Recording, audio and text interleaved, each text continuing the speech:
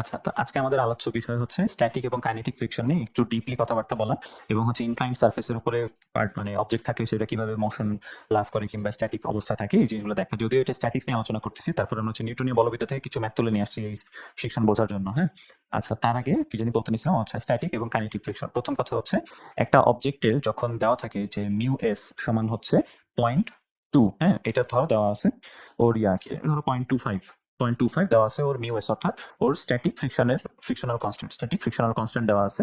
তার মানে হচ্ছে কি, এই জিনিসটাকে যদি আমি নড়াইতে চাই বা ওই অবজেক্টটাকে, যেই অবজেক্টের জন্য এই 0.25 হয়েছে সেই অবজেক্টটাকে যদি আমি মুভ করতে চাই, তাহলে তার যেই রিয়াকশন ফোর্স আছে সারফেসের উপরে, সেই রিয়াকশনের এই 1/4 অংশ বা হচ্ছে 0.25 দিয়ে গুণ করার পরে যেটা পাওয়া যায় সেই পরিমাণ হবে ফ্রিকশনের ভ্যালু, তাই না? সেই পরিমাণ হবে কি ফ্রিকশনের ভ্যালু? যেহেতু আমি 0.25 ইউজ করতেছি, তার মানে সেটা হচ্ছে স্ট্যাটিক ফ্রিকশন, হ্যাঁ, এফএস। আচ্ছা, ধরলাম আমি এখানে একটা অবজেক্ট রাখছি। এই অবজেক্ট রাখা হইলো, ভালো কথা। এই অবজেক্টের জন্য তোমাকে বলা হলো যে স্ট্যাটিক ফ্রিকশনের ভ্যালু এই 0.25, আর এই অবজেক্টের ম্যাস বলে দেওয়া আছে, তোমাকে ম্যাস ধরে দেওয়া আছে 5 কেজি। ঠিক আছে, তাহলে তার ফ্রিকশনাল ফোর্সের হিসাবটা আমরা কিভাবে বের করি? নিচের দিকে কাজ করতেছে এমজি, তাহলে উপরে দিকে কাজ করবে একটা রিয়াকশন ফোর্স। এখানে আর কোনো ফোর্স যেহেতু কাজ করতেছে না, তাই আর ইকুয়ালস টু এমজি হবে। তাহলে ওর জন্য স্ট্যাটিক ফ্রিকশনের যে মান হবে সেটা হচ্ছে কত? স্ট্যাটিক ফ্রিকশন আর মানে হচ্ছে 5 গুণ 9.8 আর গুণ হচ্ছে কত? 25.25। এটা হবে হচ্ছে 49/4 আর কি। তো ভাগ করলে যা হয় দেখো কি হয় না হয় এইসব। আচ্ছা, 49/4। এখন এই 49/4 যদি আমি মানে কাজ করতেছে কোন দিকে? নিশ্চয়ই এইখানে কোথাও এর মাঝামাঝিতে কাজ করতেছে। এখন ধরো আমি অবজেক্টকে এই দিক বরাবর একটা ফোর্স দিলাম, তাহলে বলো ফ্রিকশনের ভ্যালু কোন দিকে হবে? মানে ফ্রিকশনের ডিরেকশন কোন দিকে হবে? ডান দিকে আমি ফোর্স অ্যাপ্লাই করছি, ফ্রিকশনের ডিরেকশন কোন দিকে হবে? অবশ্যই বাম দিকে। ফ্রিকশনের ডিরেকশন অবশ্যই হবে বাম দিকে। স্ট্যাটিক ফ্রিকশনের ভ্যালু যখন ডান দিকে আমি করছি, বস্তুটাকে টানা শুরু করছি, তখন টানলে কি হয়? বস্তুটা হচ্ছে নড়াচড়া করতে চায়, তার একটা মোশন সৃষ্টি হওয়ার চেষ্টা করে যে আমি ডান দিকে একটু তাহলে মুভ করি। বস্তুটা ভাবে আমি ডান দিকে একটু মুভ করি, কিন্তু পরে দেখে যে আমার পা তো নিচে বান্ধা, কারণ ওকে পিছনের দিকে কত ফোর্স টেনে ধরে রাখছে? 49/4, তাই না? আচ্ছা, 49/4 এর এক্সাক্ট ভ্যালুটা কত একটু দেখি যাতে আমাদের বুঝতে সুবিধা হয়। 49/4 ইজ অ্যাকচুয়ালি 12.25। আমাদের তার মানে 12.25 এই নিউটন মানের ফোর্সটা আমাদেরকে ধরে বসে আছে, তাই না? আচ্ছা, এই ফোর্সটা যদি আমাকে ধরে বসে থাকে, আমাকে বুদ্ধি করে বলো তো যে এই অবজেক্টটাকে নড়ানোর জন্য আমি যদি 10 নিউটন ফোর্স অ্যাপ্লাই করি তাহলে কি অবস্থা দাঁড়াবে? আমি ধরো এই ফোর্স দিছি 10 নিউটন। এখন আমাকে বুদ্ধি করে বলো মুভ করবে না ভাই, বস্তুটা কি মুভ করবে না করবে না? করবে না ভাই। করবে না, কিন্তু ওর লব্ধি বল না এদিকে দেখা যাচ্ছে 2.25 বেশি, তাহলে কেউ পিছনের দিকে যাওয়া শুরু করবে? না ভাই, স্থির থাকবে। স্থির থাকবে, তাহলে সাম্যাবস্থা তো হইলো না। আমাদের ফোর্স তো সাম্যাবস্থায় নাই, আমাদের সামেশন অফ এফএক্স তো 0 হচ্ছে না। তাহলে অবজেক্ট তো মুভ করার কথা পিছনের দিকে, সেটা হয় না কেন? কারণ হচ্ছে এই যে স্ট্যাটিক ফ্রিকশনাল কনস্ট্যান্টটা আছে, এই স্ট্যাটিক ফ্রিকশনাল কনস্ট্যান্ট হচ্ছে একটা লিমিটিং ভ্যালু। লিমিটিং বলতে যে ম্যাক্সিমাম কত পরিমাণের ফোর্স অ্যাপ্লাই করলে অবজেক্টটা নড়ার উপক্রম হবে আর কি, নড়ার জন্য। আমি যদি এখানে 10 নিউটন ফোর্স অ্যাপ্লাই করি, এবং ওর লিমিটিং ভ্যালু যদি হয় 12.25, তাহলে অবজেক্টের যে ফ্রিকশনটা, সেই ফ্রিকশনটা তখন এটা থেকে কমে 10-এ নেমে আসবে। অর্থাৎ আমি যদি ডান দিক বরাবর এখন 10 নিউটন টানতেছি, ওর ফ্রিকশন তখন 10 নিউটন। আমি যদি এই দিক বরাবর 5 নিউটনে টানি, তাহলে এই দিক বরাবর কত ফোর্স কাজ করবে বলতো? ফ্রিকশনাল ফোর্স 5 নিউটনই কাজ করবে। কেন? তার কারণ ওই অবজেক্টটাকে আমার স্থির রাখা লাগবে। ঠিক আছে? আচ্ছা, যদি আমি 11 নিউটন দিই, তাহলে এদিকেও 11 নিউটন কাজ করবে। ব্যাপারটা এইভাবে কাজ করে। এবং যদি তুমি 12.25 দাও, তখন কি হবে? এক্সাক্ট 12.25 দিয়ে দিছো, তখন তখন কি মুভ করবে? তখন মুভ করবে না। তখন কই গেল? তখন হচ্ছে সে তার লিমিটিং ভ্যালুটা অ্যাচিভ করে ফেললো দুই পাশে, তখন বস্তুটা মুভ করবে না। এখন বস্তুটার মুভ করার প্রবণতা কোন দিকে? ডানে নাকি বামে? ডানে। এবং এইটাকে বলা হয় ইম্পেন্ডিং মোশন।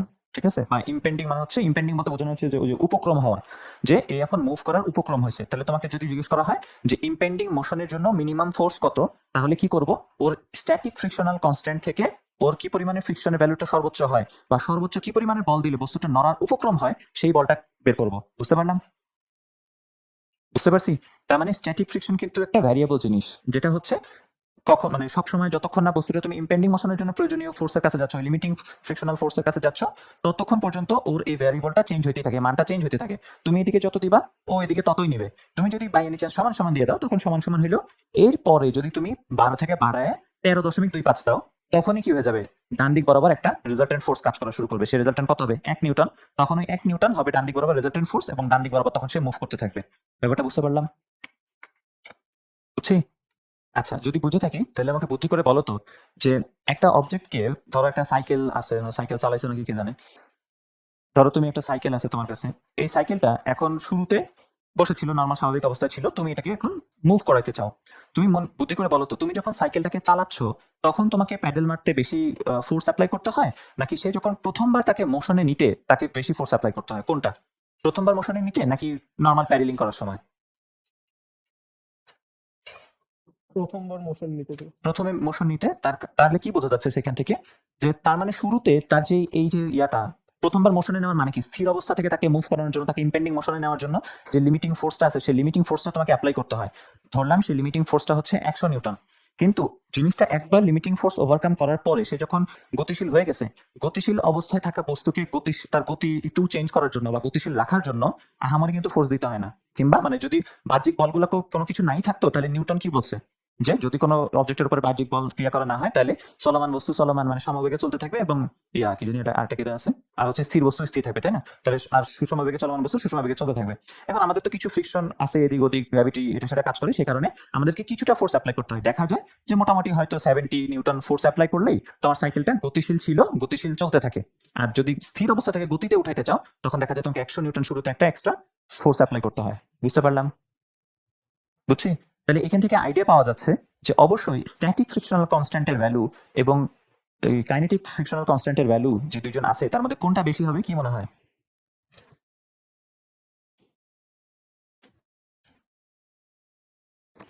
অবশ্যই মিউ এস, স্ট্যাটিক ফ্রিকশনাল কনস্ট্যান্টের ভ্যালু বেশি হবে। তার মানে হচ্ছে যে এটা ঘর্ষণ যত বেশি আর কি দুটো সার্ফেসের মধ্যে স্থির অবস্থা থেকে গতিশীল তোলার জন্য, সেটা মিউ এস সবসময় বেশি হয় মিউ কের থেকে। তোমার যদি কোথাও কোশ্চেনে দেখো যে মিউ কের ভ্যালু বেশি আর মিউ এস কম, বুঝতে পারবা যে কোশ্চেনে ভুল আছে, অথবা যে কোশ্চেন করছে সে এলএসডি খায় কোশ্চেন করছে। ঠিক আছে, খুব ভালোভাবে বুঝতে হবে যে মিউ এস এর ভ্যালু সবসময় যাতে বড় থাকে। আচ্ছা, এখন কেয়ারফুলি কিছু কোশ্চেন আমরা সলভ করি। এটা মুছলাম কেন, ওটা না মুছলে তো চলতো, এগুলো থাক। আমরা একদম বেসিক কিছু কোশ্চেন দেখি। বলছে 1000 কেজি ভরের একটি গাড়ির চাকা ও রাস্তার স্থিতি ঘর্ষণ গুণাঙ্ক দিছে, এটা স্ট্যাটিক ফ্রিকশনাল কনস্ট্যান্ট 0.8, অনেক বেশি কিন্তু, দেখছো 0.8 কিন্তু বহুত হলে গাড়িটি সর্বোচ্চ সর্বোচ্চ কত ঢালু রাস্তায় পিছলিয়ে না পড়ে থেমে থাকতে পারবে, এটা জিজ্ঞেস করা হয়েছে। কোশ্চেনটা কি বুঝতে পারছি? কত মানে সর্বোচ্চ কি পরিমাণে ঢালু রাস্তায় না পিছলে থামে থাকতে পারবে, মানে তাকে আটকায় রাখবে হচ্ছে তার ফ্রিকশনাল কনস্ট্যান্টটাই আর কি, বা স্ট্যাটিক ফ্রিকশনের কারণে সে হচ্ছে আটকায় বসে থাকবে ওই জায়গায়। এটা হচ্ছে আমাদেরকে বের করে দেখাতে হবে। তাহলে কোনো জিনিস স্ট্যাটিক থাকার মানে কি, তার সামেশন অফ এফ এক্স এবং সামেশন অফ এফ ওয়াই কত হতে হবে? 0 হতে হবে, তাই না? তাহলে এই যে অবজেক্টটা আমি আঁকলাম, ওর জন্য যদি এইখানে হয় থিটা, তাহলে ওর কম্পোনেন্ট গুলো না ভাগ করা শিখাইছিলাম। আমরা কি করছিলাম মনে আছে? আমরা এখন অ্যাক্সিস চেঞ্জ করে নিয়েছিলাম, এই দিক বরাবর এক্স অ্যাক্সিস ওয়াই অ্যাক্সিস এভাবে চেঞ্জ করে নিয়েছিলাম। তাহলে সেই অনুযায়ী এখন নরমালি আমাদের একটা খাড়া নিচের দিকে কি কাজ করে, এমজি কাজ করে, তাই না? কিন্তু আমাদের এখন অ্যাক্সিস তো চেঞ্জ হয়ে গেছে, আমাদের অ্যাক্সিস তো এখন এগুলা, তাই না? এখন তো আমাদের অ্যাক্সিস এইটা।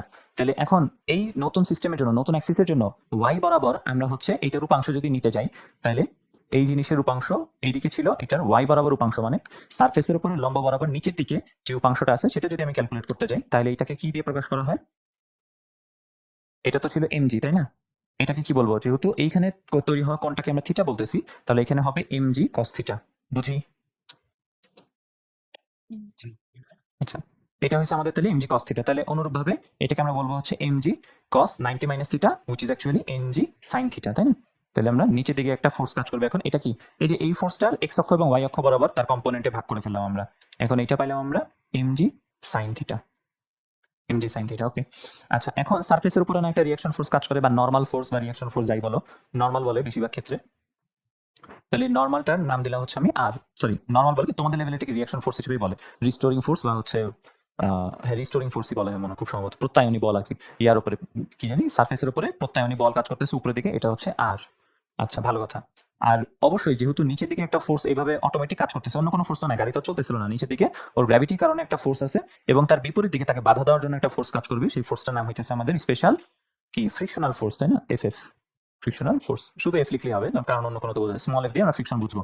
তাহলে এখন যেহেতু অবজেক্টটা পুরোপুরিভাবে স্থির আছে, তাহলে আমাকে কি করতে হবে, ওর ওয়াই অক্ষ বরাবর সামেশন 0 হবে, আর এক্স অক্ষ বরাবর সামেশন 0 হবে। অথবা আমরা বলতে পারি উপরের দিকে তৈরি হওয়া সকল ফোর্স ইকুয়ালস হবে নিচের দিকে তৈরি হওয়া সকল ফোর্স। তাহলে ওয়াই এক্সিস বরাবর আমার সামেশন অফ এফ ওয়াই যেহেতু 0, সুতরাং আমরা বলতে পারি R equals to M G cos theta. ঠিক আছে? আচ্ছা, R equals to M G cos theta. তাহলে এফ সমান কত হবে? এর সমান হচ্ছে মিউ এস ইন্টু আর, যেহেতু অবজেক্টের স্থির আছে সেখানে মিউ এস ইউজ করতেছি এখন, mu S into R, that is mu S M G cos theta. আচ্ছা, অবজেক্ট যদি স্থির থাকে তাহলে সামেশন অফ এফ এক্স হবে হচ্ছে শূন্য। সামেশন অফ এফ এক্স মানে হচ্ছে শূন্য, যেহেতু তার মানে ডান দিক বরাবর কাজ করা সকল বল এবং বাম দিক বরাবর কাজ করা সকল বলের সমষ্টি শূন্য হবে, তাই না? তাহলে ডান দিক বরাবর সকল বল কে কাজ করতেছে? একটা এফ কাজ করতেছে, এবং বাম দিক বরাবর কাজ করতেছে শুধুমাত্র এম জি সাইন থিটা। এখানে কিন্তু অন্য কোনো ফোর্স কাজ করতেছে না, যে এক্সটার্নাল কোনো ফোর্স যে বা গাড়ি চাকা ব্রেক ইঞ্জিন কিছু দিবে, কিছু নাই। আচ্ছা, তাহলে এখন এফ এর ভ্যালুটা এখানে আমরা বসে দিই, mu S M G cos theta equals হবে M G sine theta. M G গেল গা, তাহলে মিউ এস সমান থাকবে হচ্ছে শুধুমাত্র ট্যান থিটা। এখন মিউ এস এর ভ্যালু তো আমরা জানি, আমাদেরকে বের করতে হবে থিটার ভ্যালু, তাহলে tan inverse of mu S which is actually যে ট্যান ইনভার্স অফ 0.8। তার মানে এই পরিমাণের যদি আমাদের ইয়াটা সারফেসটা বাঁকানো থাকে ট্যান ইনভার্স অফ 0.8 পরিমাণের, তাহলে পর্যন্ত এই স্ট্যাটিক ফ্রিকশনই যথেষ্ট হবে গাড়িটাকে আটকায় রাখার জন্য। আমরা দেখছি না যে ঢালু জায়গার উপরে মাঝে মাঝে আমরা কোনো অবজেক্ট রাখলে সেটা আটকায় বসে থাকে। কেন আটকায় বসে থাকে? কারণ তার যে স্ট্যাটিক ফ্রিকশনাল যে ভ্যালুটা আছে, যে লিমিটিং ভ্যালু, সেই ভ্যালুটা ওভারকাম করতে পারে না, তো সে তখনও, তাই না? বুঝতে পারছি? এটাকে একটা শর্টকাট হিসেবেও চাইলে ইউজ করতে পারো। তার কারণ একটা জিনিস খেয়াল করো, কেন শর্টকাট হিসেবে ইউজ করা যাবে? কারণ এখানে যে 1000 কেজি দিছিল, এটা থাকা না থাকা সমান কথা। অন্য যে কোনো অবজেক্টের ক্ষেত্রে যদি তোমাকে ঢালু রাস্তা বলে দেয় আর যদি জিজ্ঞেস করে যে কি পরিমাণে কোণে হেলায় থাকলেই হবে, মানে অবজেক্ট স্থির থাকবে, তাই স্ট্যাটিক ফ্রিকশনাল কনস্ট্যান্টের ভ্যালু জানলেই হয়।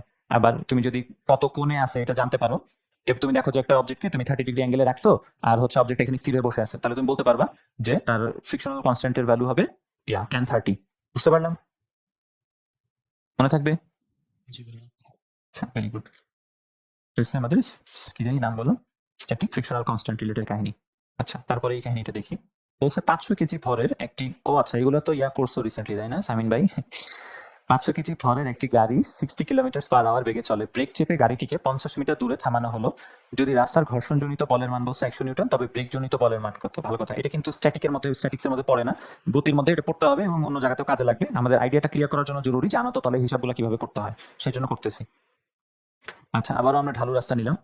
কোন লাইনে যদি তবে ব্রেক জনিত, আচ্ছা এটা তো ঢালু রাস্তাই না, নাকি নাকি না? 500 কেজি ভরে তবে চলে ব্রেক চেপে, আচ্ছা এটা তো ঢালু, এটা তো নর্মাল অঙ্ক।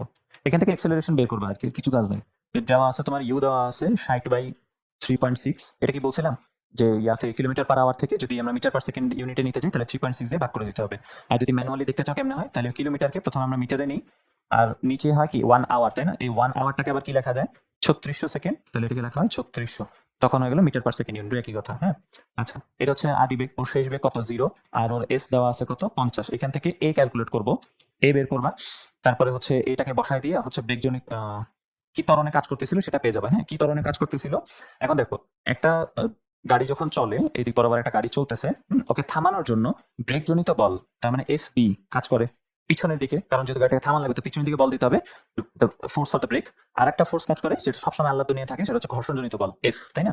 তাহলে এখানে হচ্ছে স্মল এফ দেওয়া আছে 100। আচ্ছা, এবং অবজেক্টটাকে থামানোর জন্য টোটালি কত কাজ করতেছে? এরা দুজন মিলে কাজ করতেছে। এরা দুজন মিলে একটা এখানে ত্বরণ সৃষ্টি করে, সেই ত্বরণের ভ্যালুটাই কিন্তু তুমি বের করছো। তাহলে তুমি আসলে বলতে পারো তুমি যে ত্বরণ বের করছো সেই ত্বরণের জন্য নেট ত্বরণ, এর জন্য নেট ফোর্স ইকুয়ালস টু হবে এফ বি প্লাস এফ। বুঝি? এইখানে যে ত্বরণটা ক্রিয়া করতেছে, যে ত্বরণের জন্য গাড়িটা আসলে থামলো, সেটার জন্য কিন্তু এই দুইজন ফোর্স দায়ী। তাহলে এই দুইজন ফোর্স পিছনে দিকে কাজ করতেছে, এবং এইটার জন্য যে সামনের দিকে যে ইয়াটা হলো, মন্দনটা হলো, যে মন্দনের জন্য যে ফোর্সটা কাজ করলো সেটা হচ্ছে ধরলাম এম এ। এম গুলো কাটাকাটি চলে যাবে, এক্সেলারেশনটাই মেইনলি ইম্পর্টেন্ট। ও নয়, এম কাটা যাবে না, যেহেতু এটার মানে 100 দেওয়া আছে। বুঝছি? পারবো?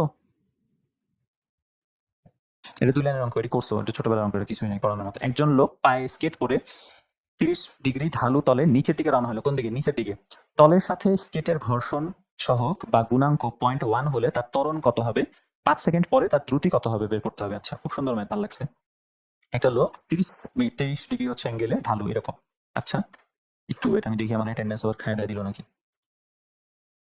আচ্ছা, তো আমরা যেখানে ছিলাম, তো এইখানে হচ্ছে কাজ করতেছিল এরকম হেলানো তল 30 ডিগ্রি অ্যাঙ্গেল, একটা স্কেটার, এই লোক কি করছে? নিচের দিকে যাওয়া শুরু করছে, তাই না? তো নিচে প্রথমে কিন্তু সে স্থির অবস্থায় ছিল, তারপরে সে নিচের দিকে যাওয়া শুরু করছে এবং নিচের দিকে গেল, ভালো কথা। হ্যাঁ, আচ্ছা, তার স্তনের সাথে তো ঘর্ষণ গুণাঙ্ক যদি, আচ্ছা, সে যেহেতু স্কেট পরে দৌড়েছে, সে তো নিচে, মানে নিজে তো আর কোনো ফোর্স দেয় নাই আর কি, ভালো কথা, বুঝতে পারলাম। আচ্ছা, তাহলে নিচের দিকে, খাড়া নিচের দিকে তার একটা ফোর্স কাজ করে, সেটা হইতেছে তার এমজি। এদিকে হচ্ছে এমজি কাজ করে, এদিকে এমজি cos 30 কাজ করবে, তাইলে এমজি cos 30। আর এটা যেহেতু 30 ছিল, তাহলে নিচের দিকে অটোমেটিক তার একটা mg sin 30 কাজ করতেছে, ভালো কথা। এবং এই mg sin 30 এর জন্য সে হচ্ছে এমনিতে দাঁড়ানো অবস্থাতেই সে নিচে নামা শুরু করছে, তাই না?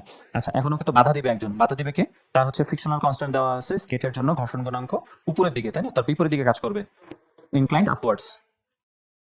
আচ্ছা, যেটা বলতেছিলাম, উপরের দিকে তার হচ্ছে ফ্রিকশনাল ফোর্স কাজ করতেছে, হ্যাঁ। আর এইদিকে তার আরেকজন ফোর্স আছে, সেটা হচ্ছে উপরের দিকে কাজ করে তার রিয়াকশন। এখন জিজ্ঞেস করা হয়েছে যে তার নিচের দিকে ত্বরণ কত হবে, তাই না? এখন নিচের দিকে ত্বরণ যেহেতু বের করতে বলছে, তার মানে বস্তুটা নিচের দিকে আমরা তার ডিরেকশনটাকে পজিটিভ ধরে নিলাম, হ্যাঁ। নিচের দিকে ফোর্সটাকে পজিটিভ ধরতেছি আর বিপরীত দিকটাকে নেগেটিভ ধরতেছি। সেই হিসাবে এমনিতে তো আমরা এখান থেকে চেহারা দেখে বলে দিতে পারি যে তার ওয়াই অক্ষ বরাবর শুধুমাত্র mg cos থিটা এইটুকু আছে, আর এটা সমান হচ্ছে আর হবে রিয়াকশন ফোর্স। তার মানে এখন বাকি থাকলো আমাদের summation of fx। Summation of fx আমরা নিচের দিককে পজিটিভ ধরে নিয়ে mg sin থিটা লিখলাম, এবং এর বিপরীতে তাকে বাধা দিতেছে কে? পিছনের দিক থেকে f টান দিতেছে। কারণ f এর আবার মান আছে কত? mg sin theta. mg এর ভ্যালু কি দিছে নাকি দেয় নাই? এলোকে রিয়া কত? কিছুই দেয় নাই। আচ্ছা, mg sin থিটা এখানে হচ্ছে মিউ, তার মানে 0.1 ইন্টু আর, আর এর ভ্যালু কত দেওয়া আছে? mg cos theta. mg cos theta, ভালো কথা। এখান থেকে m কমন নিয়ে ভিতরের মানটা বের করো তো। নাকি দেই নেই আসলে? কয় নাম্বার অঙ্ক? 16।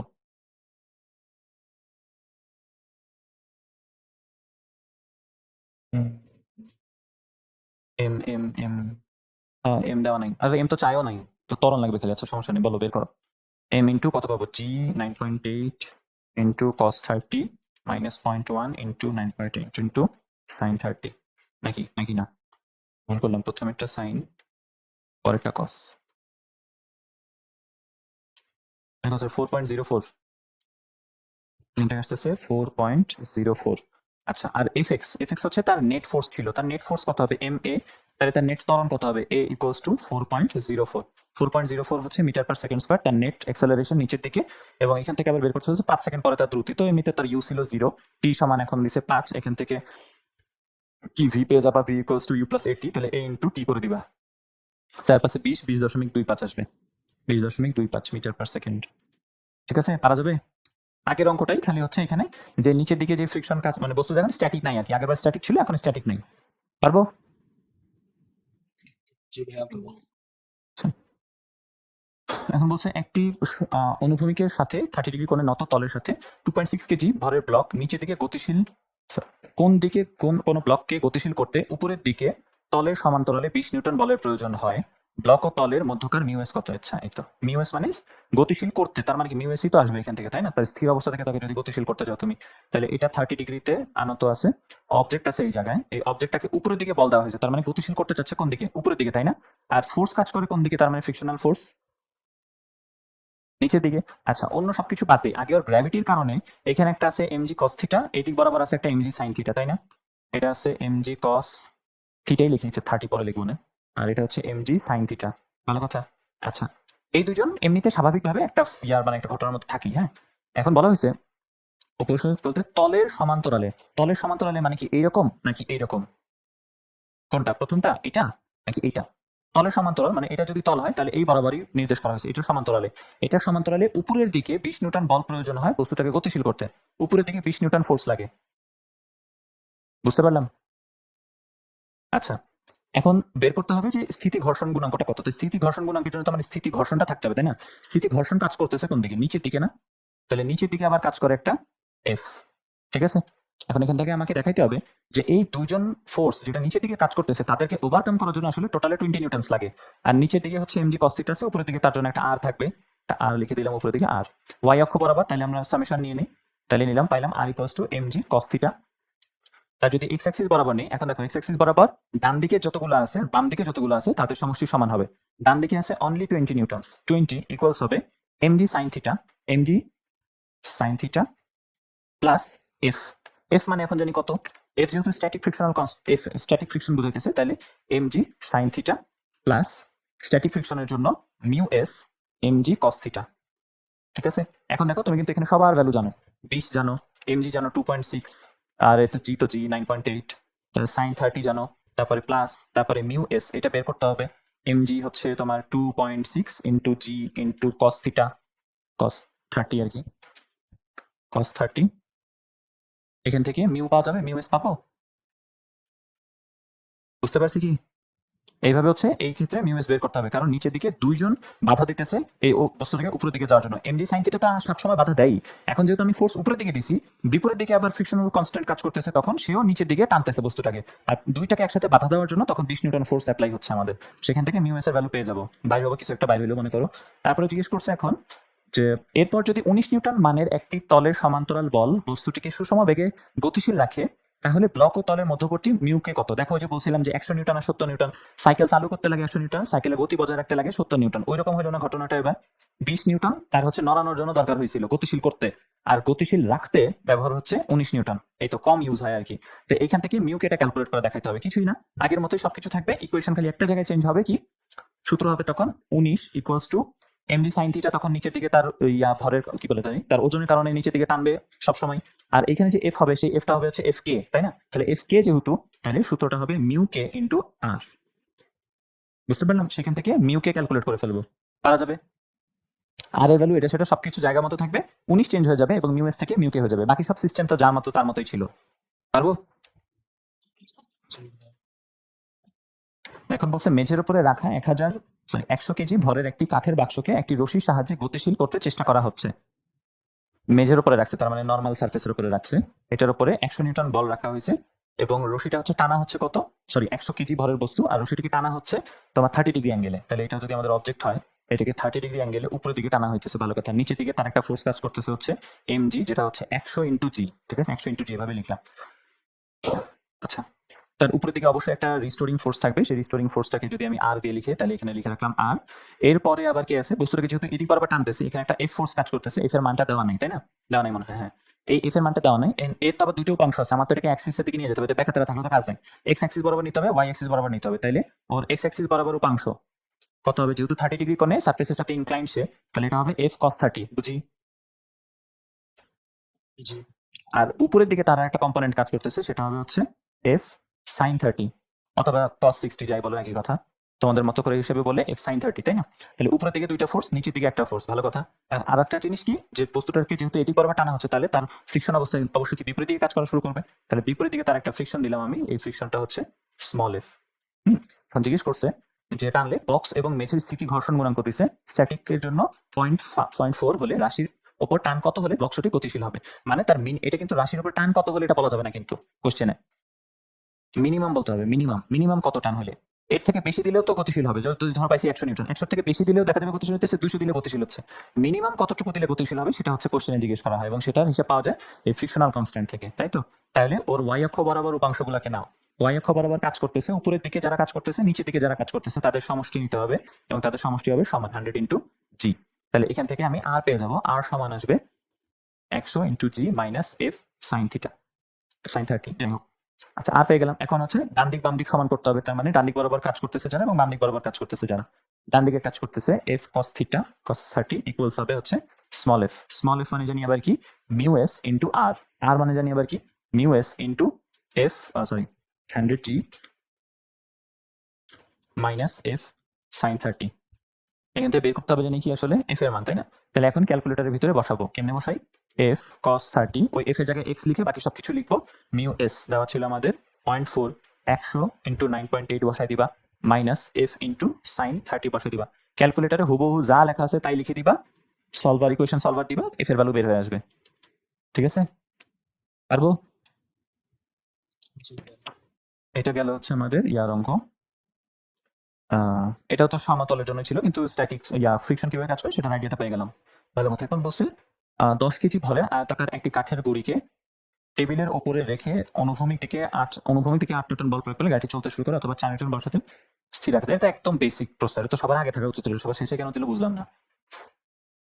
আমাদের অবজেক্ট এদিকে তারে 8 নিউটন ফোর্স দিলে সে হচ্ছে কি থাকে, সে স্বাভাবিকভাবে তাকে উঠানোর জন্য দরকার হয় 8 নিউটন ফোর্স হলে হচ্ছে গাড়ি চলতে শুরু করে। তার মানে পিছনের দিকে তার তখন স্ট্যাটিক ফ্রিকশনাল কনস্ট্যান্ট কাজ করতেছিল, স্ট্যাটিক ফ্রিকশন কাজ করতেছিল।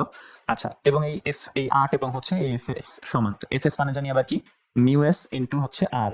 আর মানে জানি আবার কি, এই ক্ষেত্রে যেহেতু নরমাল বস্তু একদম স্বাভাবিক অবস্থায় আছে, তাহলে মিউ এস ইনটু আর মানে হচ্ছে এম ইনটু জি। এম আছে 10 কেজি, জি আছে 9.8। তাহলে এখান থেকে মিউ এস পাই গেলাম আমরা 8 divided by 10 into 9.8, that is 98 বললেই হয়। পারবো? বুঝছি, এটা পাইলাম মিউ এস। অনুরূপ ভাবে বাকি জিনিসপত্রটা আরো সহজ এটা করা। 4 নিউটনে সে হচ্ছে স্বাভাবিক থাকে। তো যখন 4 নিউটন চলতেছিল তখন কাজ করবে কে? কাইনেটিক ফ্রিকশন, তাই না? তাহলে তখন 4 ইকুয়ালস কাইনেটিক ফ্রিকশন এফ কে ইকুয়ালস হবে মিউ কে ইনটু আর। মিউ কে জানি না কত, আর তো আমরা জানি 10 ইনটু 9.8।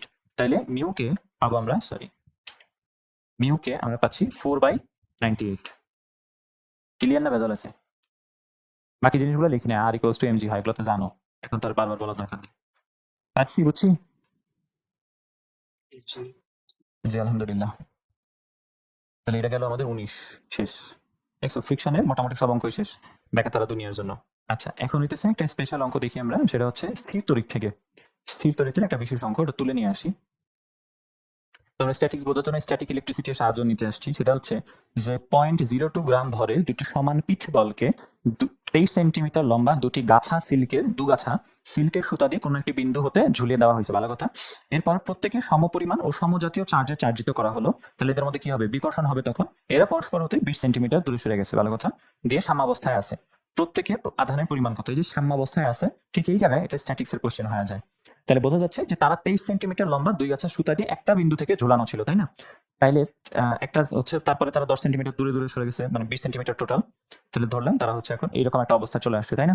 এই বিন্দুতে ঝুলানো ছিল, তারপর এখানে চলে আসছে। এখন কেন এখানে আসছে? কারণ ওদেরকে সমজাতীয় চার্জে চার্জিত করা হয়েছিল। এইখানে একজন আছে, এইখানে একজন আছে, তাদের মধ্যে সমান চার্জ আছে এবং দুইটা চার্জের প্রকৃতিও কি সেম, দুইটাই ধনাত্মক কিংবা দুইটাই ঋণাত্মক। যাই হোক, ধনাত্মক দুইটাই হবে অথবা দুইটাই ঋণাত্মক। আচ্ছা, ওদের মধ্যে এখন কতটুকু জানি দূরত্ব? 20 সেন্টিমিটার, তাই না? এই সুতার দৈর্ঘ্য জানি কত দেওয়া আছে? 23 সেন্টিমিটার, ভালো কথা। বলা হয়েছে প্রত্যেকের আধানের পরিমাপ কত। আচ্ছা, আধানের পরিমাপ কিভাবে বের করবো? এখানে হচ্ছে ফোর্স গুলোর দিকে তাহলে তাকাই, এখানে কি কি ফোর্স কাজ করতেছে। প্রথম জিনিস, যেহেতু এটা একটা কি ছিল, পিঠ বল, এবং তার একটা ভর আছে, তাই না? তার যদি ভর থাকে তাহলে তার নিশ্চয়ই একটা কি থাকবে? অভিকর্ষজ বল থাকবে। কোন দিকে? নিচের দিকে। তাহলে নিচের দিকে তার কাজ করতেছে একটা এমজি, বুঝি?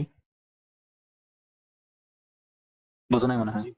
যেহেতু নর্মাল চার্জের কথা বলা নেই, ইলেকট্রন প্রোটন এগুলো দেয় নাই, ওদের ভর নিয়ে কাজ না করলেও হয়, তার প্রয়োজনে লাগে। যেহেতু এটা 0.02 গ্রাম, এর ভালো একটা ভর আছে তার, সে কারণে তার নিচের দিকে একটা ফোর্স কাজ করতেছে, অভিকর্ষজ বল। আচ্ছা, ওদের দুজনের মধ্যে যে বলটা কাজ করতেছে সেটা হচ্ছে কি পরস্পরকে বিপরীত দিকে ঠেলে দেওয়ার মতন একটা ফোর্স, তাই না?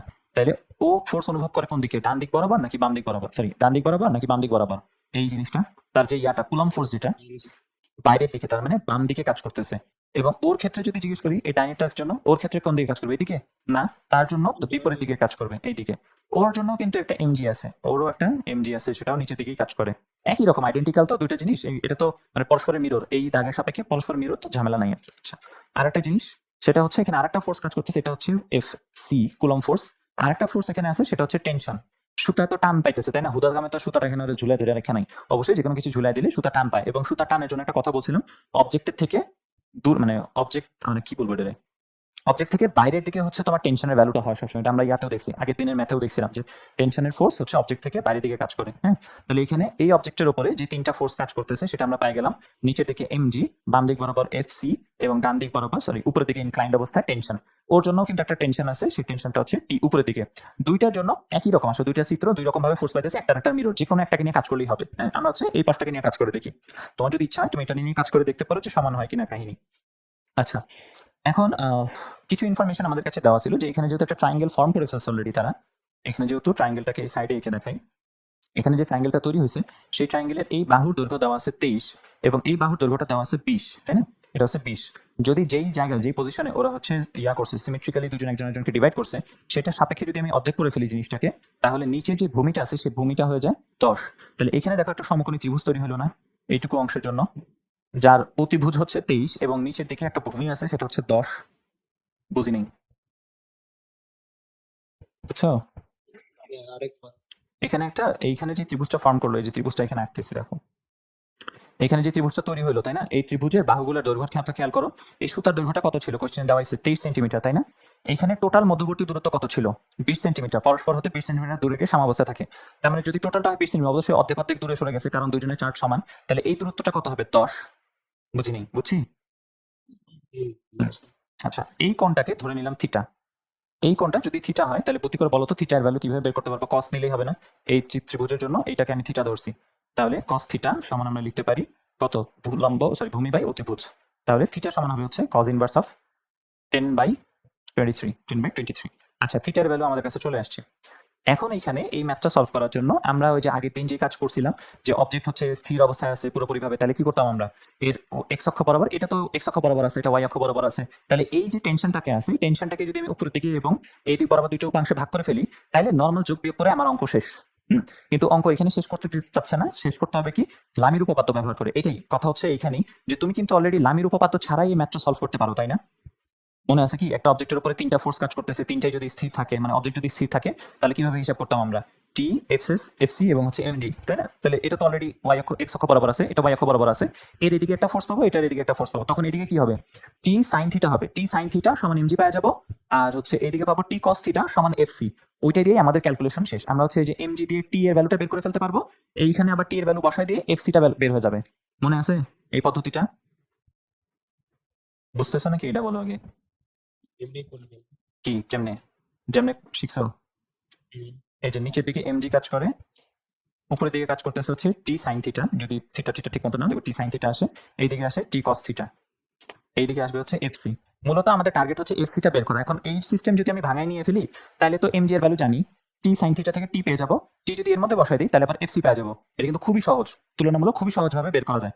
কিন্তু তোমাদের বইয়ে এই ফর্মুলাটা বা এই পদ্ধতিটা ব্যবহার করা হয় না, ঠিক আছে? এইটাই তুলনামূলক সহজ। এবং যদি মাল্টিপল ফোর্স থাকে, লামির উপপাদ্য শুধুমাত্র তিনটা ফোর্সের জন্য কাজ করতে পারে। যদি মাল্টিপল ফোর্স থাকে তাহলে কিন্তু লামির উপপাদ্য আর কাজ করে না, তখন আমাদের এই সিস্টেমে যেতে হয়। কিন্তু এখন তোমাদের বইয়ে এই ধরনের সিস্টেম যেখানে তিনটা ফোর্স কাজ করে, সেক্ষেত্রে লামির উপপাদ্য নিয়ে আসছে। এই নিয়ম তো তোমরা জানো, এই নিয়মে তো করতে পারবে, এই নিয়মে তো আমি বহুত কয়েকটা ম্যাথ করাইছি, তাই না? এটা নিয়ে পড়া আমার ঝামেলা হবে না। লামির উপপাদ্য দিয়ে যদি করতে যাই, তাহলে লামির উপপাদ্য বলে হচ্ছে যে যদি একটা বিন্দুর উপরে তিনটা ফোর্স এইভাবে কাজ করে, তাহলে আপনি একটা কাজ করবেন, আপনি যে কোনো একটা ফোর্স নেবেন, যে কোনো একটা ফোর্স নেবেন হচ্ছে আপনি টি, তার নিচে লিখবেন হচ্ছে অন্য দুই ফোর্সের মধ্যবর্তী কোণ। চেনা চেনা মনে হইতেছে না? হ্যাঁ, ত্রিভুজের সাইন সূত্র একটু ডিফারেন্ট। ত্রিভুজের সাইন সূত্রটা অ্যাপ্লিকেবল ছিল, আমরা তখন একটা ত্রিভুজের ভিতর থেকে সূত্রটাকে বের করে নিয়ে আসছিলাম। এইখানে কিন্তু আমরা ত্রিভুজ থেকে না, আমরা একটা বিন্দুর উপরে ক্রিয়াশীল বলগুলোকে নিয়ে কাজ করতেছি। ওই সাইন সূত্র আর এই লামির উপপাদ্য মিলায় একটা কথা বলা যাবে, ওটা লাস্টে বলবো আর কি। তার আগে দেখে নেই যে এটা হচ্ছে টি, নিচে দিকে তাহলে কাজ করবে হচ্ছে অন্য দুইজনের মধ্যবর্তী ফোর্স, তাহলে কি সাইন কত ডিগ্রি, 90 ডিগ্রি, এফসি এবং এমজি এর মধ্যবর্তী কোণ। এটা যদি টি কাজ করে তাহলে তার অন্য দুজনের মধ্যবর্তী কোণ কিন্তু এইটা। আর একটা ব্যাপার হচ্ছে যে সাইন সূত্রের ভিতরে সকল কোণ ইয়াতে সূক্ষ্ম কোণ হিসাব হয়, এখানে স্থূল কোণ চলে আসতে পারে। টি নিলাম, তারপরে এমজি যদি নাও, এমজি যদি নেই তাহলে সাইনের ভিতরে কি লিখবো, থিটা হিসেবে কি লেখা যায়, এই এমজি যদি নেই তার মানে অন্য দুইজন এফসি এবং এই টি এদের মধ্যবর্তী কোণ কত, এইটা, তাই না? তাহলে এই কোণটাকে কত বলবা?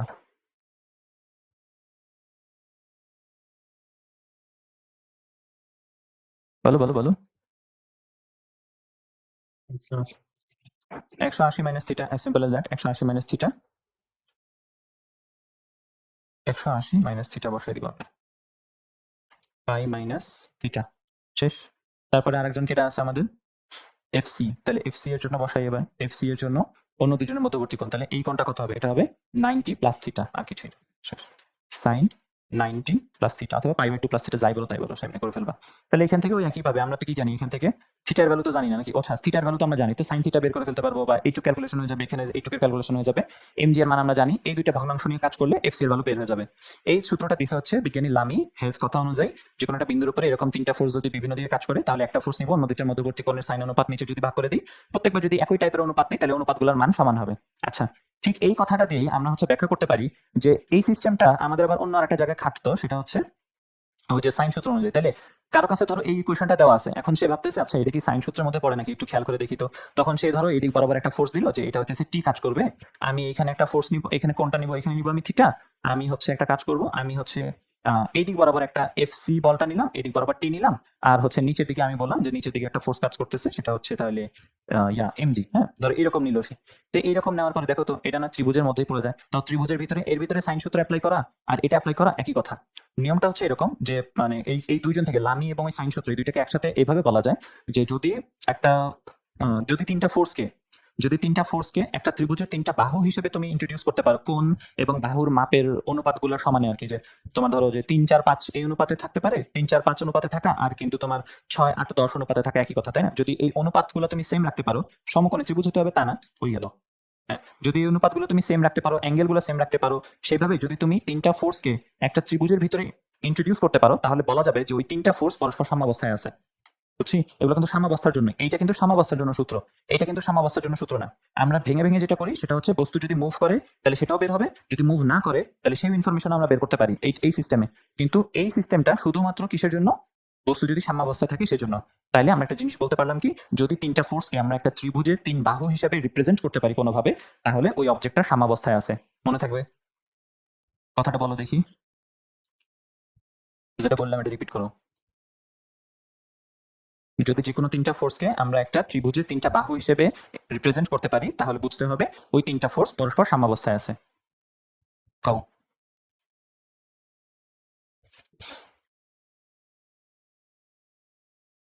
বলো, শুনি না, কে কথা কয়? যদি ৩টা বল ত্রিভুজের ৩টা বাহু দ্বারা রিপ্রেজেন্ট করা যায় তাহলে ওই বলটা সাম্যাবস্থায় থাকে। হুম, ওই পয়েন্টটা বা ওই সিস্টেমটা বা ওই ৩ টা বল পরস্পর সাম্যাবস্থায় আছে বলে আমরা ধরে নিতে পারি। আচ্ছা, এইটা বুঝছি। আচ্ছা, এটা যদি বুঝি তাহলে এই অঙ্কগুলো হচ্ছে আমাদের 8.2 এর সকল মোটামুটি কভার করে ফেলবে। কি বলে, কি জানি বলে এটা, ম্যাথ আর কি কভার করে ফেলবে। কিছু উদাহরণের প্রমাণ আছে হয়তো, বা হচ্ছে এই ত্রিভুজ রিলেটেড কিছু ত্রিকোণমিতি ব্যবহার করে প্রমাণ আছে যেগুলো আমার জন্য খুব বেশি কঠিন। তাও আমি যতগুলো পারি আমরা হচ্ছে নেক্সট ক্লাসে দেখবো। আজকে হচ্ছে ছোট ছোট 2টা উদাহরণ দেখি। হ্যাঁ, 2টা না, একটা দেখি। একটা দেখলেই হবে। একটা মানে বহুতবার আসছে সারা জীবনে। এটার মানে এটার লেজ আর কি বিশাল বড়। তাহলে এটার কোশ্চেনটা লিখি, কোশ্চেন একটু বড় আছে। আচ্ছা, এই ম্যাথটাকে সলভ করবো আজকে। যে পি এবং কিউ দেওয়া আছে বলদ্বয় যথাক্রমে একটি হেলানো তলের দৈর্ঘ্য ও ভূমির সমান্তরালে ক্রিয়ারত থাকলে প্রত্যেকে পৃথকভাবে ডাব্লিউ ওজনের একটি বস্তুকে ধরে রাখতে পারে। প্রমাণ করতে হবে 1/p² - 1/q² = 1/w²। প্রথমত, পি ও কিউ বলদ্বয় যথাক্রমে একটি হেলানো তলের দৈর্ঘ্য এবং ভূমির সমান্তরালে ক্রিয়ারত থাকলে, এর মানে কি? পৃথকভাবে ডাব্লিউ ওজনের বলকে ক্রিয়ারত রাখতে পারে। আচ্ছা, ভূমি সমান্তরাল আর একটা হচ্ছে তল বরাবর। আচ্ছা আচ্ছা, তাহলে পি হচ্ছে তল বরাবর হচ্ছে একটা বস্তুকে স্থির রাখতে পারে। তাহলে এটা হচ্ছে ধরলাম আমাদের হেলানো তল, কোনো একটা থিটা এখানে কাজ করতেছে হয়তো আন্দাজে আন্দাজে একটা থিটা রয়েছে এই জায়গায়। অবজেক্ট হচ্ছে এইখানে অবস্থিত। এখন এই অবজেক্টের নিচের দিকে কাজ করে কে? ডাব্লিউ। ডাব্লিউ হিসেবে রাখি। হ্যাঁ, ওই এটা হচ্ছে ইয়াটাকে, ওই যে আমরা যেটাকে এমজি বলতেছি, এটা হচ্ছে ডাব্লিউ হিসেবে লিখে রাখে ওরা। সবসময় ডাব্লিউ ইউজ করা হয়। তাহলে এদিকে ডাব্লিউ আছে, এদিকে ডাব্লিউ কস 30 বা কস থিটা, এদিকে আছে ডাব্লিউ সাইন থিটা, তাই তো? এটুক তো বুঝি, এটুক তো করে ফেলছি। এগুলো কিন্তু মুখস্থ হয়ে যাবে, মানে ডিরেক্ট মুখস্থ বসাই দিবা। W sine theta, W cos theta দুইটারে। আচ্ছা, এইটুকু বুঝে বসে গেছে। এখন এই জিনিসটাই হচ্ছে 2 জায়গায় রিপিট হয়েছে। 2টা চিত্রে 2 ভাবে অবজেক্টটাকে স্থির রাখা হয়েছে, তাই না? আচ্ছা, তাহলে প্রথমটার জন্য পি ফোর্স ওকে স্থির রাখছে হেলানো তলের দৈর্ঘ্য বরাবর, তার মানে এই দিক বরাবর, তার মানে তলের সমান্তরালে হচ্ছে তাকে ফোর্স অ্যাপ্লাই করে রাখছে পি। পি হচ্ছে তাকে উপরের দিকে ফোর্স দিয়ে স্থির করে রাখছে। বুঝতে পারলাম? বুঝছি? এটা কি ইয়ার কথা বলে নেই, ফ্রিকশনের কথা বলে নেই? ফ্রিকশন নাই নাকি এই জায়গায়? আসলে ফ্রিকশন কই? কারণ হ্যাঁ, ফ্রিকশন নাই, ফ্রিকশন ছাড়াই অঙ্কটা করছে। আচ্ছা, আমরা ফ্রিকশন ছাড়াই করবো তাইলে। আচ্ছা, ভালো কথা। আর উপরের দিকে একটা কি জানি কাজ করে, আর কাজ করে, তাই না? তাহলে উপরের দিকে একটা আর ধরে দিলাম আমরা এই জায়গায় আর। ভালো কথা। আচ্ছা, আর নিচের দিকে এখন কি কাহিনী বলছে? এইটা কিন্তু আবার কিউ যেটা আছে সেটা হচ্ছে কোন দিক বরাবর? সেটা কিন্তু তলের দিকে না, এটা আছে এই দিক বরাবর, অর্থাৎ নিচে যে সারফেসটা ছিল সেই ভূমি সমান্তরালে কাজ করতেছে। তাহলে ওটার একটু স্পেশাল ভাবে আঁকি। ওটা হচ্ছে এই দিক বরাবর কাজ করতেছে এবং এই ফোর্সটা হচ্ছে কিউ। এই কিউ ফোর্সে এখন আমাদের 2টা উপাংশ দেখতে পাইতেছি। এই উপাংশটা নেওয়ার সময় একটু কেয়ারফুল থাকতে হবে যে ওটা কোন দিক বরাবর কাজ করতেছে, কিউবের উপাংশগুলা। ঠিক আছে? কিউবের একটা উপাংশ আমাদের অ্যাক্সিসটা খেয়াল করি, তারপরে কিউটাকে বসা। দেখো অ্যাক্সিস কিন্তু এখন এরকম বাঁকা এবং আমাদের কিউ গেছে এই দিক বরাবর। তাহলে কোন চতুর্ভাগে গেছে বলতো? ফোর্থ। ফোর্থ চতুর্ভাগে আছে। তাহলে ফোর্থ চতুর্ভাগে তার মানে একটা যাবে ডানে আর একটা যাবে নিচে, বুঝি? তাহলে একটা কিউ যাবে হচ্ছে ডান দিক বরাবর। এই কিউটা কত হবে? কিউ সাইন থিটাই হবে। Q sorry Q cos theta. Q cos theta, কেননা হচ্ছে এই কোণটা যেহেতু থিটা, তাহলে এইখানেও কোণ তৈরি করবে কত? থিটা পরিমাণের কোণই তৈরি হবে। বুঝতে পারলাম? বুঝি বুঝি, এখানেও থিটা পরিমাণ কোণ তৈরি হবে। তার হচ্ছে তাহলে এই কোণটা কত হবে? অবশ্যই 90, নিচের দিকে আর কি, নিচের দিকে কাজ করতেছে, তার জন্য আর একটা ফোর্স, এটা হবে হচ্ছে কিউ সাইন থিটা। ঠিক আছে? আচ্ছা, এটার ক্ষেত্রে উপরের দিকে একটা রিস্টোরিং ফোর্স আছে। রিস্টোরিং ফোর্স নিয়ে মনে হয় কোনো কাজ নাই, তাই না? আর নিয়ে কোনো কাজই হয়নি। এখন এদের দুজনের জন্য সিস্টেম বানায় তারপর হচ্ছে আমাদের ইকুয়েশন ফর্ম করে এটাকে মিলাইতে হবে। কেমনে মিলায়? দুইটা সিস্টেমের জন্যই দুইটা সিস্টেমের জন্যই ওদের এখানে যে কোণে ওরা হেলানো আছে, দুইটা কোণই কত? থিটা থিটা কোণে হেলানো আছে, তাই না? এই কোণটাও থিটা, এই কোণটাও থিটা। এটাই হচ্ছে এই দুজনের মধ্যে একমাত্র কমন জিনিস। এই থিটা দিয়ে এদেরকে চাইলে আমরা সরায় নিতে পারি বা ঠিকভাবে রিপ্রেজেন্ট করতে পারি। কিরকম? ধরো তোমার এখানে দেওয়া আছে, এটা একটা জিনিস তো বুঝতেছি, যেখানে যেহেতু ফ্রিকশন কাজ করতেছে না, তাই এখানে আর বরাবর কোনো কাজ নাই। এই অবজেক্টের উপরে নিচে যাইতেছে নাকি, বা এইদিকে যে কিউ সাইন থিটা, তারপরে ডাব্লিউ কস থিটা আর এগুলো আছে, এগুলো নিয়ে কোনো কাজ নেই, যেহেতু কোনো ফ্রিকশন নেই। রিস্টোরিং ফোর্স নিয়ে বা ওই সারফেসের উপরে রিয়াকশন নিয়ে কোনো কাজ হবে না। তাইলে শুধুমাত্র এক্স অক্ষ বরাবর যদি আমি চিন্তা করি, তাহলে প্রথম চিত্রে বলা যায় না P equals to W sine theta? বলো ঠিক কিনা? ঠিক আছে, লেখা যায়। যেহেতু পি একদম সারফেসের সাথে কাজ করতেছিল, সে কারণে তার উপাংশ আমাকে ভাগ করতে হয়নি, শুধুমাত্র পি হিসেবে কাজ করতেছে। সে শুধুমাত্র ব্যালেন্স করতেছে হচ্ছে তার নিচের দিকে কাজ করা যে ফোর্সটা, এটা ছিল আমাদের ওই যে একদম বেসিক শুরুতে আহ, ন্যূনতম কত বল প্রয়োগ করলে হচ্ছে উপরের দিকে ওঠা শুরু করবে, কিংবা কতক্ষণে হেলায় রাখতে হবে, এইসব জিনিসপত্র। একদম ওই জিনিসটা বেসিক চিত্র, সেই বেসিক চিত্র অনুযায়ী আমরা পাইলাম P equals to W sine theta. সেখান থেকে আমাদের চিত্রে, আমাদের এই এই দুইটা সিস্টেমের ভিতরে একমাত্র থিটা জিনিসটা হচ্ছে দুই দিকে কনস্ট্যান্ট, দুই দিকে থিটা জিনিসটা ঠিকঠাক আছে, বাকি সবকিছু চেঞ্জ হয়েছে। এবং প্রমাণের ভিতরে আমার কোনো থিটা নাই, তাহলে আমাকে থিটাটাকে সেম ধরে থিটাকে এলিমিনেট করতে হবে। বুঝতে পারলাম? থিটাকে সেম রেখে থিটাকে এলিমিনেট করতে হবে। তাহলে যদি আমি এখান থেকে সাইনের বিপরীত রাশি কি কোসেক নেই, তাহলে কোসেক থিটা সমান কি লেখা যায় বলতো? ডাব্লিউ বাই পি লেখা যায়? জি ডাব্লিউ বাই পি পাইলাম একটা ইকুয়েশন। দ্বিতীয় সমীকরণে আবারও এক্স অক্ষ বরাবর দুইজনের সামেশন সমান, তাহলে ডাব্লিউ কস থিটা ইকুয়ালস হবে W sine theta, sorry Q cos theta হবে হচ্ছে ডাব্লিউ সাইন থিটার সমান। তাহলে এখান থেকে আমরা বলতে পারি যে কস বাই সাইন মানে যদি কট নেই, কট থিটা নেই, এখান থেকে আসবে ডাব্লিউ বাই কিউ। তাহলে এখান থেকে আমরা সূত্র জানি কোসেক আর কটের জন্য cosec square minus cot square equals two হয় 1, তাই না? তাহলে আমরা লিখতে পারি cosec square theta minus cot square theta equals to 1। তাহলে এর মধ্যে বসায় দাও এখন। কি আছে আমাদের জন্য? W square divided by P square minus W square divided by Q square equals to 1। পুরো সমীকরণটাকে ডাব্লিউ স্কোয়ার দিয়ে যদি ভাগ করে দিই আমরা, তাহলে পাচ্ছি 1 by P square minus 1 by Q square equals to 1 by W square. বুঝতে পারলাম? দেখছো, এটা কিন্তু প্রমাণটা 2-3 লাইনও বলা যাবে না, এই প্রমাণটাকে কিন্তু 2-3 লাইন বলাও ঠিক না, শুধুমাত্র চিত্রটা ঠিকঠাক ভাবে আঁকতে পারলেই তোমার কাজ শেষ। ঠিক আছে, পারবো? জি আচ্ছা, পারলে ভালো কথা, না পারলে খুব কষ্টের ব্যাপার হয়ে যাবে। আচ্ছা, আমরা দেখি আরেকটা কোনো ভালো ম্যাথ পাই কিনা এখান থেকে। বইয়ে না, কনসেপ্ট বুক থেকে কিছু দেখে, বইয়ের ম্যাথ পরে করবো না আমরা। হেলানো তলের জন্য এটা তো বেশি কঠিন, আমি তো নিজেই করি না, এখান থেকে আমি নিজেই বুঝতেছি না কেমন করে। বিক্রিয়ার উপর তরল লম্বাংশ কি এখানে কাজ করতে হয়, সেটা এটা তো পারতেছি না। আচ্ছা, লামির উপপাদ্য দিয়ে একটা ম্যাথ আছে, এটা দেখি। আর আমি তো বলছিলাম যে তোমাদের অ্যাডমিশনে হচ্ছে এখান থেকে কোশ্চেন দেয় হচ্ছে নিউমেরিক, তোমার ইয়া দেয় না, বাংলা কোশ্চেন কমই দেয়। আচ্ছা, এই কোশ্চেনটা সলভ করবো। বলেছে 31 মিটার দীর্ঘ একটি সুতার প্রান্তদ্বয় একটি অনুভূমিক রেখায় হচ্ছে 25 মিটার দূরে অবস্থিত দুটি বিন্দুতে আবদ্ধ আছে। সুতাটি 31 সেন্টিমিটার দীর্ঘ হচ্ছে টোটাল সুতাটা, আর যে দুইটা বিন্দুতে সে আবদ্ধ সেই দুইটা বিন্দু পরস্পর 25 সেন্টিমিটার দূরে।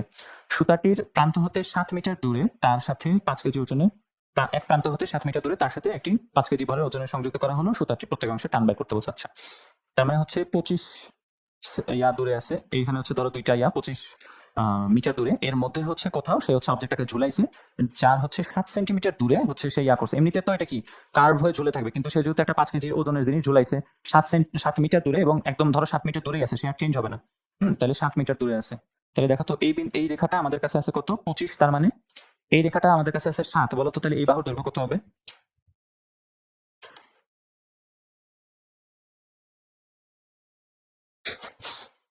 কি রে বলস না, এই বাহুর দৈর্ঘ্য কত? 4 কি 4 কেমনে হয়, কি কস? এটা 7, টোটাল কত? টোটাল 31 না? এই সুতাটা হচ্ছে এই যে এইরকম নরমালি এরকম কি বলে এটা, এরকম হচ্ছে ঝুলতেছিল, তাই না? এখন তুমি যদি একটা অবজেক্ট ঝুলে দাও, সেটাকে নিচে টান টান করে এরকম ভাগ করবে, এবং কত মিটার দূরে? 7 মিটার দূরে ঝুলানো হয়েছে।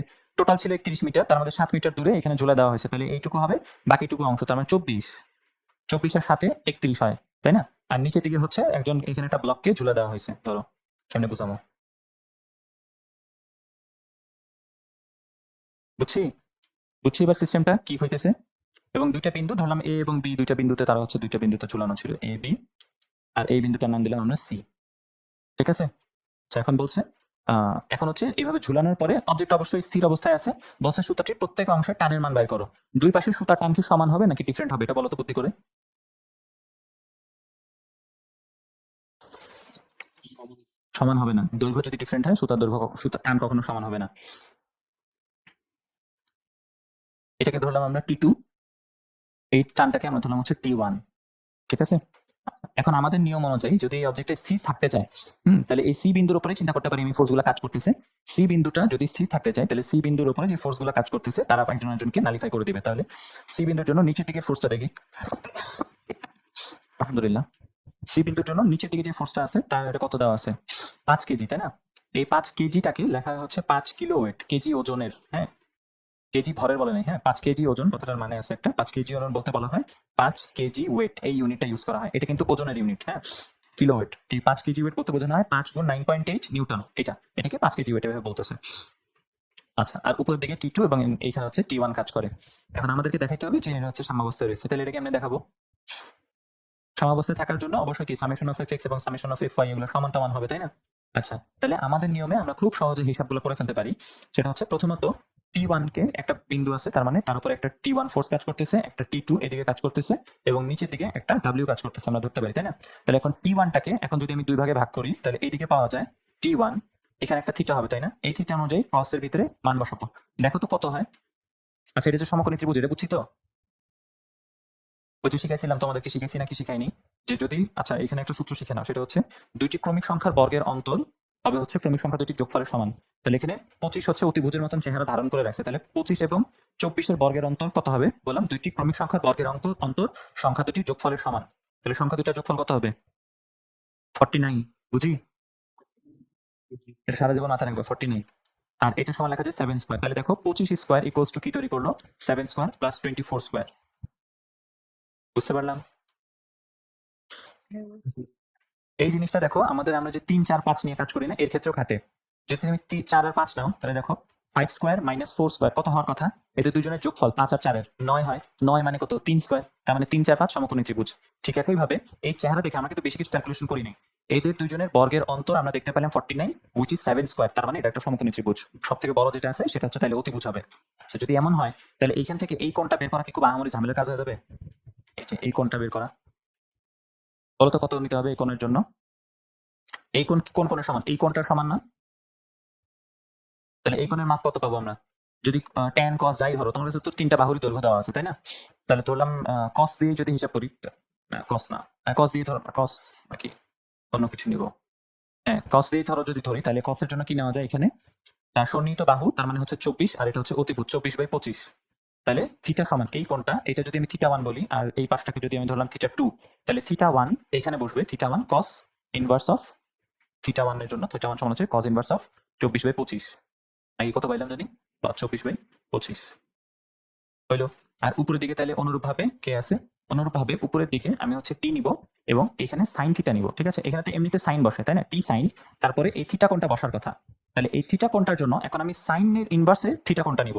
তাহলে এই θ1 কোণটাকে এখন সাইন ইনভার্সের অনুপাতে যদি নেই তাহলে কি লেখা যায়, 7/25, ঠিক আছে, বুঝতেছি। ওই θ1টাকে আবার লেখা যায় সাইন ইনভার্স অফ 7/25। দেখো আমাদের থিটাটাকেই লিখলাম, আমরা θ1টাকেই লিখলাম একবার সাইন ইনভার্সের অনুপাতে, একবার কজ ইনভার্সের অনুপাতে। কেন লিখলাম, যাতে আমার এই কস চলে যায়, যাতে আমার এই সাইন চলে যায়। বুঝতে পারছি বুদ্ধিটা। ঠিক একই ভাবে আমরা হচ্ছে এই পাশে এখন কাজ করতে পারি। এটা যেহেতু cos θ2, তাহলে ওর জন্য এবার হচ্ছে T2 cos, তারপরে ওর ভিতরের মানগুলো বসবে, ভিতরে কি আছে ওর জন্য এই θ2 আর এই θ2, এই দুইটা কোণ সমান। তাহলে ওর জন্য এখন cos দিয়ে ভ্যালুটাকে নির্ধারণ করবো, তাহলে 7/25 নিতে হবে। তাহলে cos ইনভার্স অফ 7/25, এগুলা হিসাব নিজে নিজে বাসায় বসে বসে করলে নিজেই বুঝতে পারবে, আমাকে এত বেশি বোঝানো লাগবে না। আর উপরের দিকে কাজ করবে তখন, আগেটা ছিল T1, এটা হবে T2, আর সাইন, তারপর সাইন ইনভার্স আসবে, এটা লিখবো কোন জায়গায় এখন,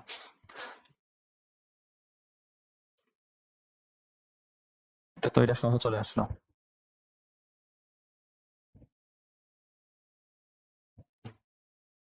আচ্ছা, তাহলে উপরের দিকে কাজ করতেছে সাইন, এবং সাইনের ভিতরে সাইন ইনভার্স অফ, এটা দেখবা তখন হবে 24/25 আসতেছে এরকম। যদিও হিজিবিজি হয়েছে অনেক বেশি, এটা নিজেরা ক্লিয়ার করে নিতে পারবে, সমস্যা হবে না আই গেস।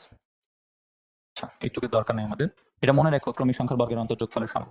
তাহলে এক্স অক্ষ বরাবর যে ফোর্স গুলো কাজ করতেছে তাদেরকে লিখতে পারি আমি T1 cos inverse of 24/25 equals হবে হচ্ছে তার বিপরীত দিকে কাজ করে কি, এই ফোর্সটা হচ্ছে T2 cos ইনভার্স অফ 7/25। বুঝতে পারলাম। জি তাহলে এখান থেকে 25 25 cos cos সব চলে যাবে, 25 25 চলে যাবে, থাকবে হচ্ছে 24 t1 ইকুয়ালস টু 7 t2। তাহলে t1 এবং t2 এর মধ্যে একটা সম্পর্ক পাইছি, থাক। আচ্ছা, w একটা জিনিস আছে, 5 দেওয়াই আছে, w কিলো ওয়েট, হ্যাঁ আমাদের রেজাল্ট কিলো ওয়েটেই দিতে হবে। তাহলে এখন নিচের দিকে কাজ করতেছে 5, উপরের দিকে কাজ করতেছে t1 sin theta t2 sin theta, তাই না? তাহলে t1 sin থিটা, t1 এর জন্য sin এর ভিতরে কে আছে 7/25 প্লাস t2 ওর জন্য sin এর ভিতরে কে আছে 24/25।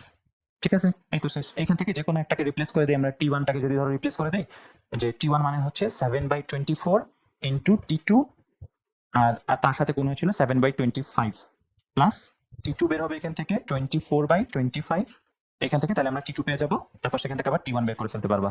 বুঝলাম? তার মানে ঘটনাটা আসলে কি, তুমি শুধুমাত্র চিত্রটা ঠিকভাবে আঁকো, উপাংশ ঠিকমতো x অক্ষ y অক্ষ বরাবর যদি ভাগ করে দাও, summation of fx summation of fy সমান 0, তার মানে হচ্ছে যে ডান দিক বরাবর কার্যরত সকল বল সমান হবে বাম দিক বরাবর কার্যরত সকল বল, অথবা উপরের দিকে কার্যরত সকল বল সমান হবে নিচের দিকে কার্যরত সকল বল। এখান থেকে ক্যালকুলেট করবা, t2 বের হবে, t1 ও বের হয়ে যাবে। ঠিক আছে, এটা কিন্তু আমারই কঠিন কিছু ছিল না, কিন্তু এই জিনিসটাই এখন বলা হয়েছে, আমরা দেখতে পাচ্ছি যে এই জিনিসটা সাম্যাবস্থায় আছে। আমরা তাহলে লামির উপপাদ্যের বিপরীত উপপাদ্যটাও এখানে ইউজ করতে পারি। সেটা কিরকম, সেটা হচ্ছে যদি বলা ছিল যে যেই তিনটা ফোর্স দেওয়া আছে, এই তিনটা ফোর্সকে যদি আমি একটা এটা যদি সাম্যাবস্থায় থাকে, তাহলে এই তিনটা ফোর্সকে একটা ত্রিভুজ হিসেবেও তাহলে আমি রিপ্রেজেন্ট করতে পারি, তাই না? পারি না? বুঝে নেই মনে হয় কথাটা, বুঝছো? যদি এই তিনটা ফোর্স যে আছে t1 t2 এবং w, এই তিনজন যেহেতু এই বিন্দুতে কাজ করতেছে, আমি তাহলে একটা কাজ করতে পারি কি, এই তিনজনকে একটা ত্রিভুজের ভিতরে আছে হিসেবে চিহ্নিত করে নিতে পারি, কিংবা লামির উপপাদ্য ইউজ করলেও হবে, আর ত্রিভুজের মধ্যে ফেলালে তো আরো ইজি। ত্রিভুজের মধ্যে ফেললে তখন দেখা যাবে যে w সমান পাওয়া যাবে হচ্ছে w/25 ইকুয়ালস হবে t1 এর বিপরীত বাহু, আচ্ছা ভুল লিখলাম, না t1 এর বরাবর যে বাহুটা আছে সেটা হচ্ছে 24, আর t2 এর বরাবর যে বাহুটা আছে সেটা আসবে হচ্ছে 7। এই লাইন দিয়ে অঙ্ক শেষ করে ফেলান যায় এই কাজ এখানেই। এটা হচ্ছে লামি টামি ব্যবহার করলে অঙ্ক ইজিলি শেষ হয়, কারণ হচ্ছে এখানে তিনজন আছে শুধুমাত্র, কিন্তু আমরা যে প্রসিডিউর ফলো করি সেটা হচ্ছে 3 4 5 6 হাজার জন মানুষ থাকলে পারেও আমাদের প্রসিডিউর থেকে রেজাল্ট আসতে বাধ্য। কিন্তু লামির উপপাদ্য কিংবা এই সাইন সূত্র এটা শুধুমাত্র তিনজন হলে কাজ করে ঠিক মতো। তিনজনের জন্য যদি এটা অ্যাপ্লাই করতে পারি বুদ্ধি করে, তাহলে তো কোনো কথাই নেই আর কি। তাহলে এখানে দেখো, এখান থেকে তোমার t1 চলে আসে, t1 আসবে কত 5 ইন্টু 5 মানে হচ্ছে w আর কি, 24/25, বুঝছি এরকম না? দেখি তো দাও, t1 এর নিচে হচ্ছে 7 আসার কথা ছিল, ভুল করলাম কি, t1 এর নিচে বলতেছে 7 আসার কথা।